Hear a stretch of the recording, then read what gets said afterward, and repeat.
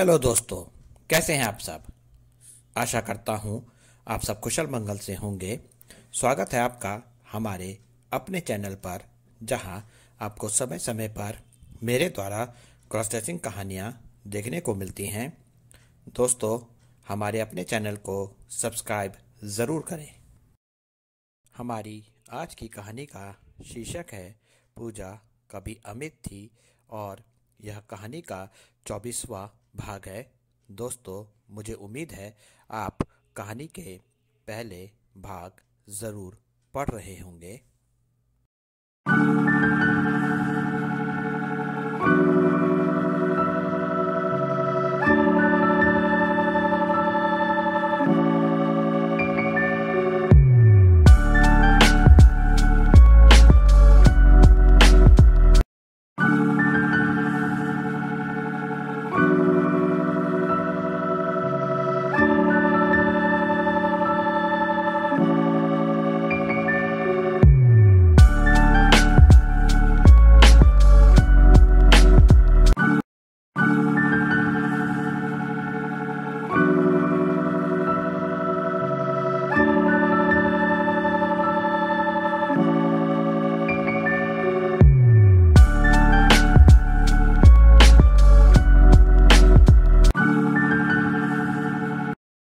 अब निशा और मैं दोनों ही अपने अपने परिवार से दूर इस दुनिया में अकेले हो गए थे।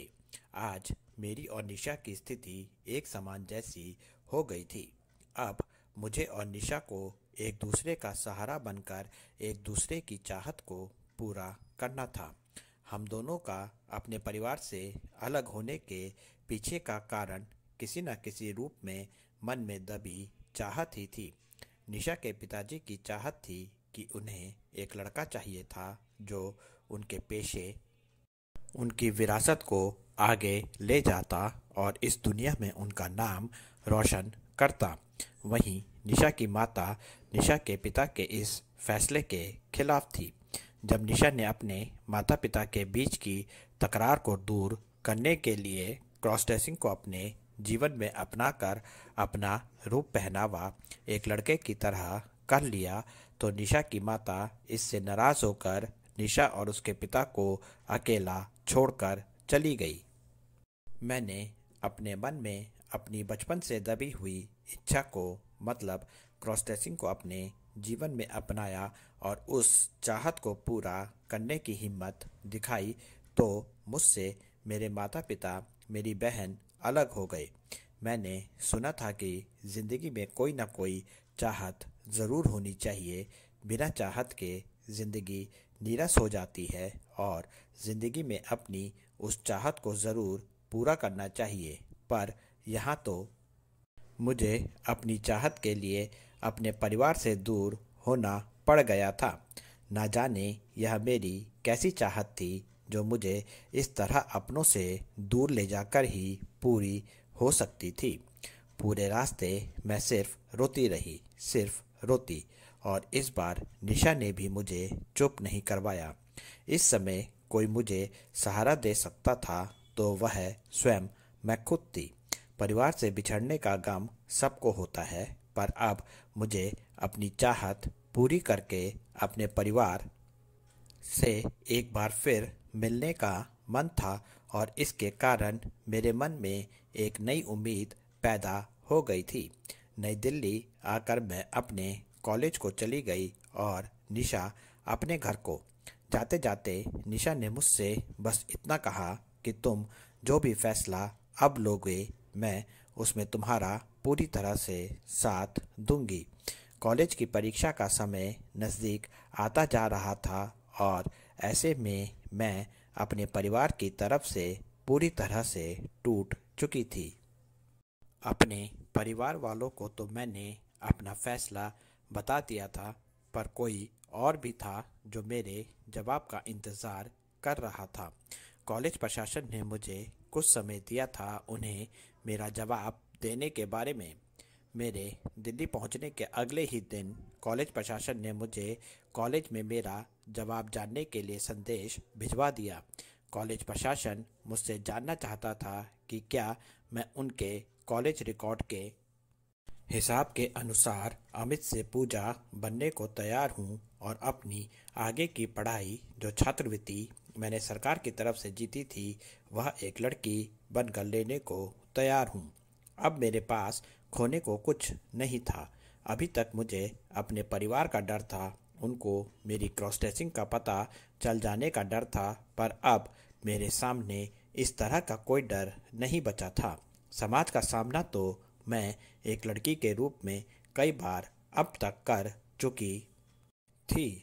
अब तो मुझे निशा का साथ पाकर अपने सपने को हकीकत की धरा पर लाना था।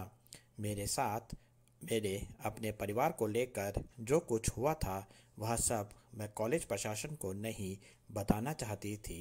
इसलिए मैंने बिना समय गंवाए कॉलेज प्रशासन को अपना फैसला बता दिया कि मैं अमित से पूजा बनने को तैयार हूँ और छात्रवृत्ति भी मैं एक लड़की के रूप में प्राप्त करूँगा।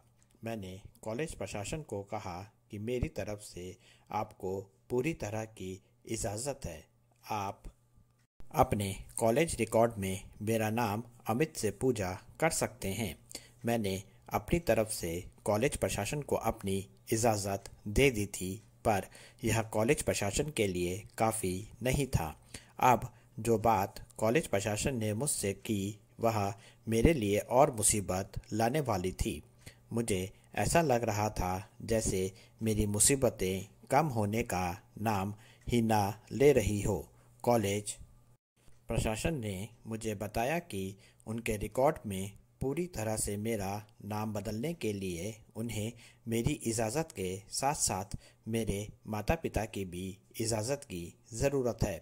माँ तो पूरी तरह मेरे इस फैसले में मेरे साथ थी, पर कॉलेज प्रशासन ने मुझे यह कहकर और हैरत में डाल दिया कि किसी एक की ना होकर दोनों की इजाज़त चाहिए। मैंने कॉलेज प्रशासन से मेरी परीक्षा ख़त्म होने तक का समय मांग लिया और कॉलेज प्रशासन ने मुझे तब तक के लिए उतना समय दे दिया। कॉलेज प्रशासन को अपना जवाब देने के बाद मैं मन में कॉलेज प्रशासन द्वारा कही बात से चिंतित होते हुए अपने हॉस्टल को नहीं जाकर निशा के घर को चली गई। अब मेरे लिए कॉलेज के बॉयज़ हॉस्टल में रहने का कोई मतलब नहीं रह गया था। निशा मेरा कॉलेज से आने का इंतज़ार कर रही थी। जब उसने मुझसे कॉलेज में क्या हुआ पूछा तो मैंने निशा को अपने फैसले के साथ साथ कॉलेज प्रशासन द्वारा दिए जवाब के बारे में भी बता दिया। निशा ने कहा कि उसे मेरे द्वारा लिए गए फैसले का पहले ही एहसास था। मैंने निशा से कॉलेज प्रशासन द्वारा कही गई बात पर बात करनी चाहिए तो निशा ने कहा कि फ़िलहाल तुम अपनी परीक्षा पर ध्यान दो, समय आने पर इस परेशानी को भी देख लेंगे। मुझे निशा की कही बात पर विश्वास था। अब निशा ही थी जिसका मुझे सहारा था। मैंने माँ को फ़ोन करके माँ को भी अपना फ़ैसला बता दिया और यह भी बता दिया कि मैंने बॉयज़ हॉस्टल छोड़ दिया है और ज़िंदगी के एक नए सफ़र पर निशा के साथ चल पड़ी हूँ। अब निशा और मुझे अपनी परीक्षा पर सब बातों को भूलकर ध्यान देना था। मेरे लिए इस परीक्षा में सफल होना अब बहुत ज़रूरी हो गया था, क्योंकि मेरी ज़िंदगी का सबसे बड़ा दांव इस परीक्षा पर लगा हुआ था। अब मुझे जीवन में एक स्त्री बन सफल स्त्री रोग विशेषज्ञ बनना था, जिसका सपना मैंने देखा था और जिस सपने को पूरा करने के लिए मैंने अपने परिवार को खोया था। मुझे अपने माता पिता की एक सफल बेटी बनना था और समाज में उनका नाम रोशन करना था। मन से तो मैं एक महिला उसी दिन से थी जब से मैंने समाज में स्त्री और पुरुष के बीच के अंतर को जाना था। अब मैं अपने कॉलेज रिकॉर्ड में भी एक महिला हो गई थी। परीक्षा शुरू होने से पहले मैंने अपनी माँ और दीदी का आशीर्वाद लिया। यह मेरे लिए पहला मौका था जब मेरी क्रॉस ड्रेसिंग में मेरे किसी अपने यानी मेरी माँ और मेरी दीदी का मुझे समर्थन मिल रहा था। मैं खुश थी, पर इस समर्थन में अगर मेरे पिताजी का समर्थन भी होता तो। कहानी का अगला भाग जल्द ही। आपका अपना नयन भास्कर।